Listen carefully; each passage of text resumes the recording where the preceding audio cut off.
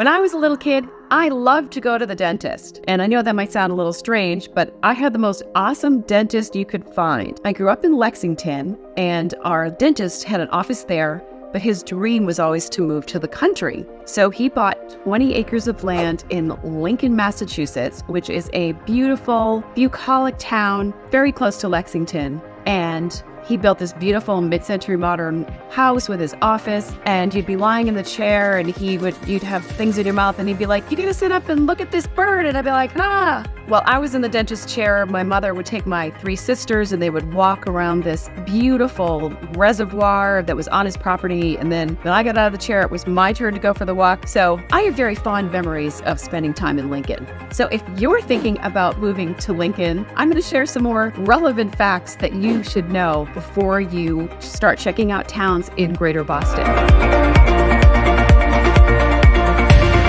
I actually now live in Wellesley, which is another suburb in Metro West, and it is one of the towns that I cover because for buyers today, with the tight market and everything, encouraging them to look at multiple towns when they're moving to Greater Boston. And Lincoln is a fabulous place to raise your family. So in this video, I'll share some information about what makes Lincoln so great and things that you should know about schools. We'll of course look at some real estate and so much more. And my name's Jane. I'm, as I said, a realtor based in Wellesley, Massachusetts, and this channel is all about living in Metro West. So if you're thinking about moving, feel free to give me a call, send me an email, write a comment, because I would love to help you. So the first thing you need to know about Lincoln is that it is a sleepy little town. It has 1 acre zoning, so that means everybody's yard is big. So this is not the place to go if you're looking for 5 coffee shops and lots of places to shop. For that, you would go to neighboring Lexington or Concord. Here's some basic overview facts about Lincoln. Population is about 6,400 people. So if you've watched some of my other videos, you'll know that kind of puts it in the same bucket as like a Dover or a Sherborne, which are, quieter, smaller, cute little tiny towns. An interesting historical note, Lincoln was where Paul Revere was actually captured on that famous day in 75. There's actually a stone you can find, monument, that marks the spot. So any school child from this area is well versed on their American Revolutionary history.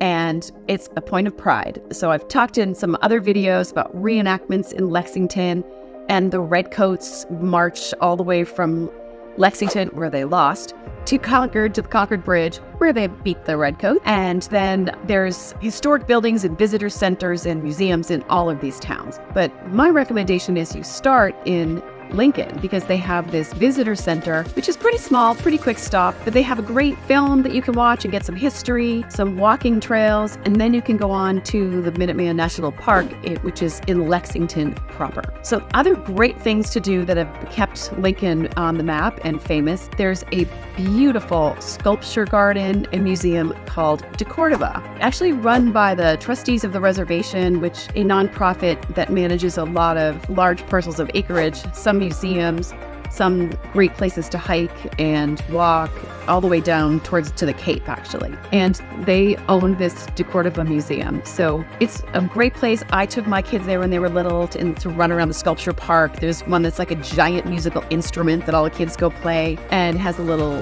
cafe. So it's a really nice place to spend a pleasant sunny afternoon. Another really cool thing in Lincoln is the Gropius House.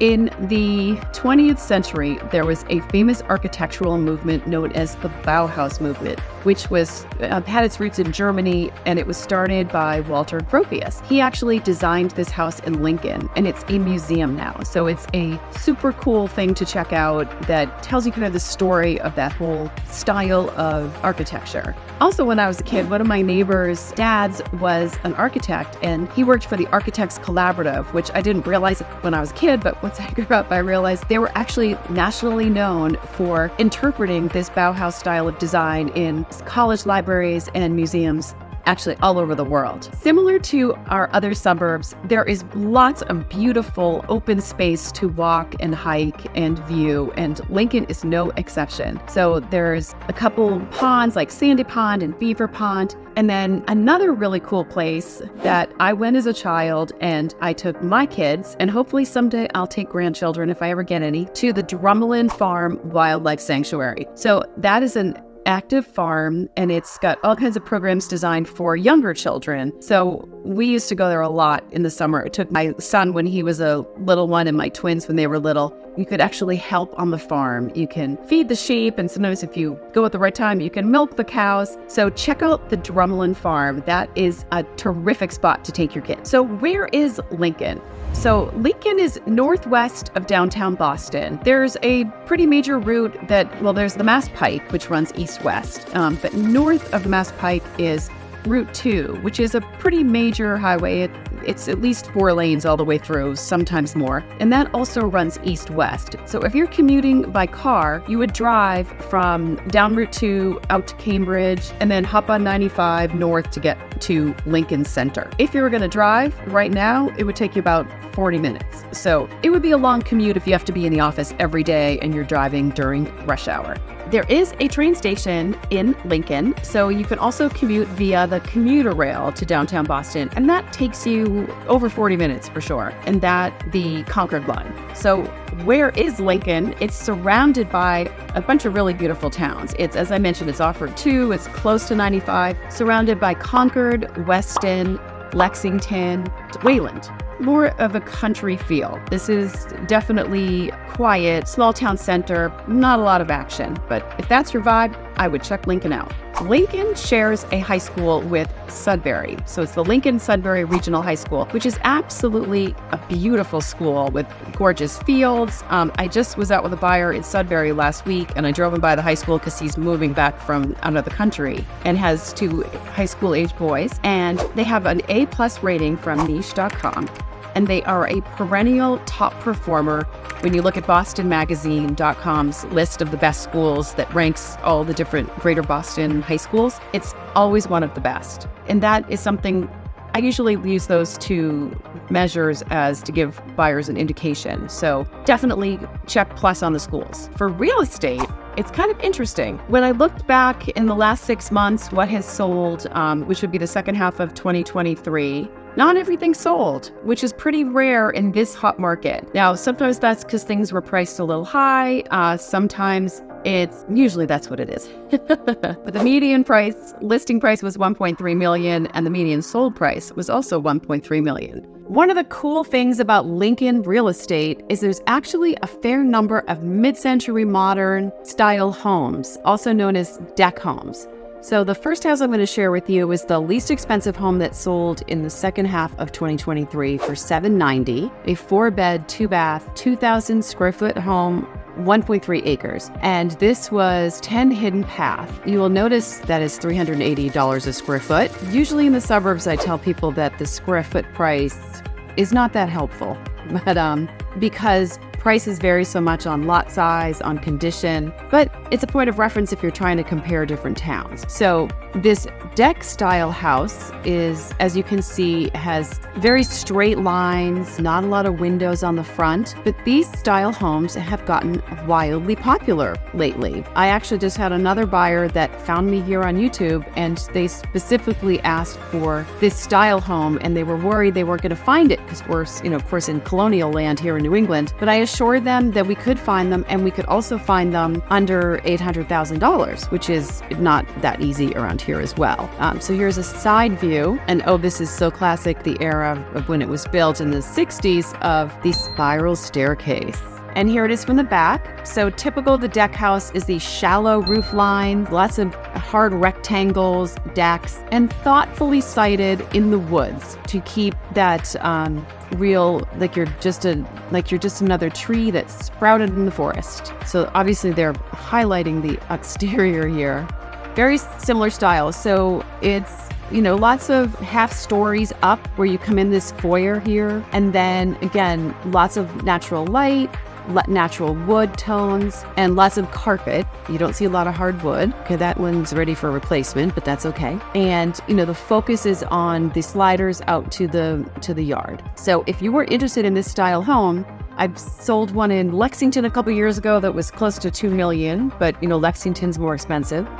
But if you're willing to look at places like Stowe, Harvard, Lincoln, you could definitely find them for under $800,000. I think I might have focused less on the carpet in these photos, but again, I just kind of love the soaring ceilings and kind of the open concept. So that was 10 Hiddenwood Path. The next house I'm going to show you is actually sold by a team in my office at Douglas Elliman, the Joni Shore team. This house was on last year and it didn't sell, but not because nobody wanted it. It didn't sell because the owner ended up not pursuing. She was about to buy something in Boston and changed her mind, probably because she couldn't bear to leave her gardens. But she actually bought something she's renovating and they are gonna relist it soon. These gardens are so spectacular that they're almost a little bit intimidating to the next buyer. It's 4 beds, 3.5 baths. It's almost 5,000 square feet. Typical of Lincoln, has a big lot over an acre. It last sold in 2003 for $1.6 million, which was actually a high time in real estate around here. So my guess is that it's going to come on in the mid 2.2-ish, maybe 2.3, and it should be coming back on in the spring. I just thought this was so cool, the way they did these columns on this porch. And again, you kind of get that same vibe of just, here I am, this pretty house that popped up in the middle of the country. But inside, what jaw-dropping decor. I mean, I think this is just gorgeous. I'm guessing that when they built it, it was probably all lots of browns and dark woods, but look how different it is when everything's painted white. This owner has exquisite taste and beautiful furnishings. So it's hard not to be seduced by them, but usually they do leave with the seller. I love this kitchen. Like, look at this. She's got this pop of color on this sofa. I'm guessing she might leave that behind, but it really gives a nice contrast to all these natural wood cabinets. I'm kind of excited natural wood cabinets are coming back in style because we've all been having everything white for so long. But again, with the decor, like she's got this cool detail on the ceiling, this built-in desk. Whoop. And I love this room, so pretty. Mid-2s, if you want to get more specifics on when this house is coming on the market, send me a message and I'll get the deets for you. The last house I wanted to share with you was the most expensive home that sold in the last 6 months in Lincoln, and it was on for a little over $3.5 and closed for $3.5 million. 5 beds, 5.5 bath. It's on Old Concord Road, and Concord Road is a more traveled road, but this is this little side road, and it was basically new construction. So, if this were in Wellesley or Weston, it would be like $5 million. It's absolutely gorgeous. And I think it's so interesting that kind of like a nod to the Lincoln style of some of this natural colored wood around the entrance and up here on this window is just kind of gives it a lot of personality. I'll try not to scroll so fast. I don't want to make you dizzy. But I love this second floor deck. Gives you a nice view of a gorgeous yard.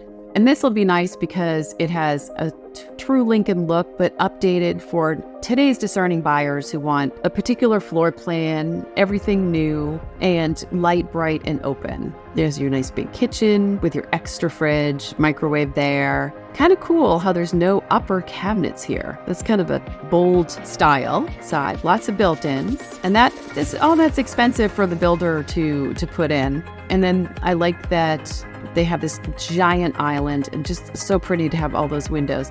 It's a bold design decision not to have any upper cabinets, but you can see why. You want that glass, you want that view, you want that double door out to the deck. So again, this is pretty cool for a new construction spec house. I want to find the master for you. So very pretty, kind of a minimalist style though. Again, not everything in New England is a colonial with colonial trim and crown moldings and old this and that. We do have our fair share of contemporary style homes. We just gotta know where to look. And here's the primary bath, as we now call it, with a separate soaking tub, with a very cool faucet. Love that. And there's a shower for 2.